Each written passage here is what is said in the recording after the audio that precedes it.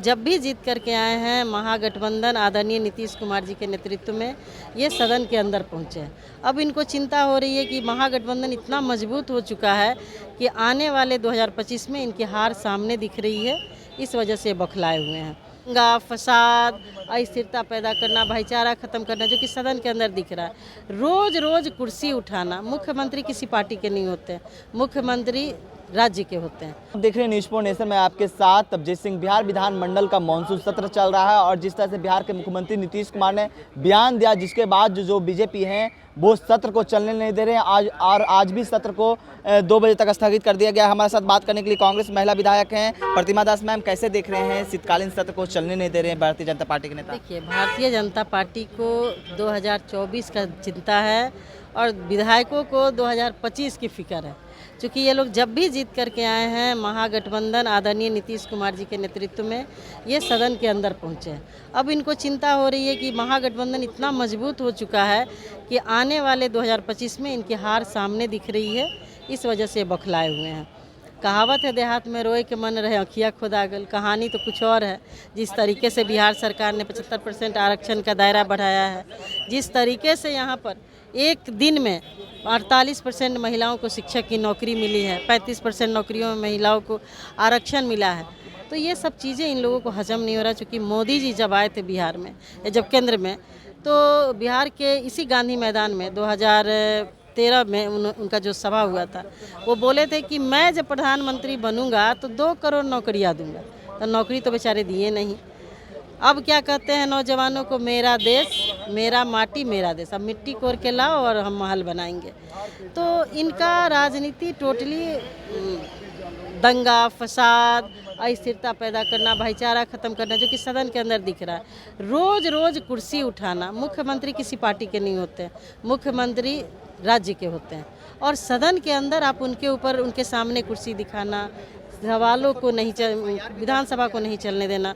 क्योंकि विधानसभा के अंदर जनता की समस्याओं को लेकर के हर विधायक आते हैं। लेकिन महिलाओं को लेकर उस तरह से टिप्पणी की है, इसके लिए बीजेपी नाराज है और बीजेपी के महिला विधायक इसके लेकर प्रदर्शन कर रहे हैं। देखिए, महिला विधायक यदि प्रदर्शन करती या महिलाओं की सम्मान की बात करती तो कई महीना पहले वो प्रदर्शन करती, सड़क पे आती, कैंडल मार्च करती। क्योंकि जिस तरीके से मणिपुर में महिलाओं के साथ अभद्रता की, इंडिया ही नहीं बल्कि विश्व के हर मीडिया ने और हर तबके के लोगों ने उसकी निंदा की है।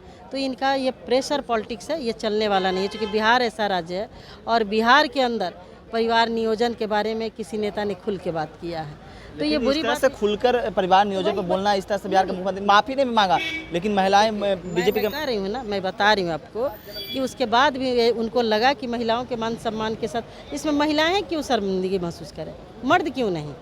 हर बात में महिलाएं क्यों ही शर्माएगा? पुरुषों को भी तो शर्म आनी चाहिए। ये ऐसा कहना कि महिला शर्मसार है, लेकिन उनके बोलने का जो तरीका था, जो लहजा था, मैंने कल भी कहा कि कभी कभी होता है अति उत्साह में आदमी को बोलना क्या है, आदमी क्या बोल देता है।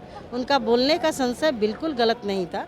वो परिवार नियोजन पे बोल रहे थे, जहाँ पे देखिए अभी उत्तर प्रदेश, मध्य प्रदेश जो कि बीजेपी शासित राज्य है, जनसंख्या विस्फोटक स्थिति में आ गई है।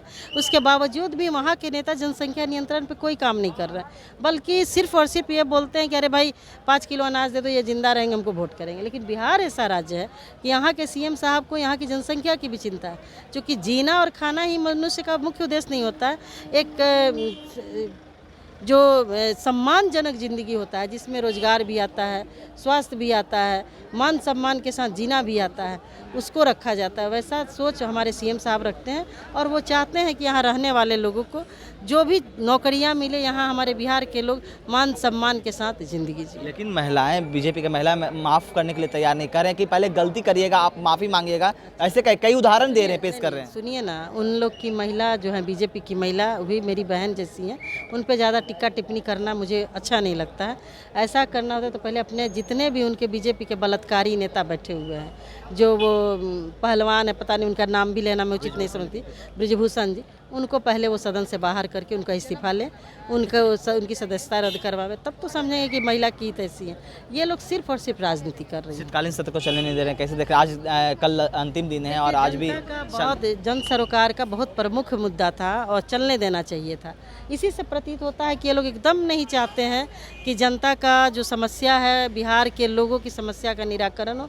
ये सिर्फ इस बात की चिंता है कि हम 24 में कैसे जीतेंगे, 25 में कैसे जीतेंगे। इनके आका दिल्ली में बैठ करके इनको वहाँ से नोट भेजते हैं कि आप इस नोट पे आपको आंदोलन करना है, बस वही इनको काम करना। विवेक खत्म हो गया। राजनीतिक संन्यास लेने की बात कही जा रही है बिहार के मुख्यमंत्री, प्रधानमंत्री भी उनके लेकर टिप्पणी करने लगे हैं। भाई प्रधानमंत्री तो ऐसा हिंदुस्तान के इतिहास में ही पहली बार हुए हैं जो नौजवानों को भी कहते हैं कि पढ़ लियो तो पकौड़ा तलो। आज तक हिंदुस्तान के कोई प्रधानमंत्री इस तरह का बयान नहीं दिया होगा। राजनीतिक संन्यास कर रही है। राजनीतिक संन्यास तो इस बार जनता उनको झोला लेकर के विदा करेगी माननीय मोदी जी को।